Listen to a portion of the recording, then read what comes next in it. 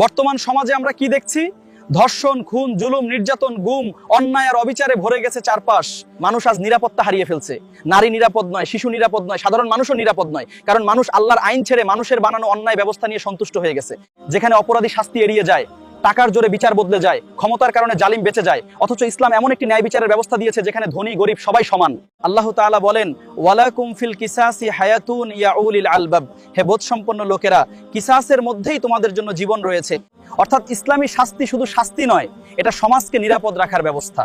যখন ধর্ষকের কঠিন বিচার হবে, খুনির ন্যায়সঙ্গত শাস্তি হবে, জালিমের বিরুদ্ধে আল্লাহর বিধান কার্যকর হবে, তখন অপরাধ করার আগে মানুষ শতবার চিন্তা করবে। রাসূল সাল্লাল্লাহু আলাইহি সাল্লাম বলেছেন, তোমাদের পূর্ববর্তী জাতিগুলো ধ্বংস হয়েছে কারণ সম্ভ্রান্ত ব্যক্তি অপরাধ করলে তাকে ছেড়ে দিত, আর দুর্বলকে অপরাধ করলে তার উপর শাস্তি কার্যকর করত। আজ আমাদের সমাজের অবস্থাও কি এমন নয়? ইসলাম প্রতিশোধের ধর্ম নয়, ইসলাম ন্যায় বিচারের ধর্ম। ইসলাম মানুষের জান, মাল, ইজ্জত ও নিরাপত্তা রক্ষা করতে চায়। যেখানে ইসলামের সঠিক বিচার প্রতিষ্ঠিত হয়, সেখানে মানুষ নিরাপদে বসবাস করে। কারণ আল্লাহর আইনেই রয়েছে প্রকৃত ইনসাফ।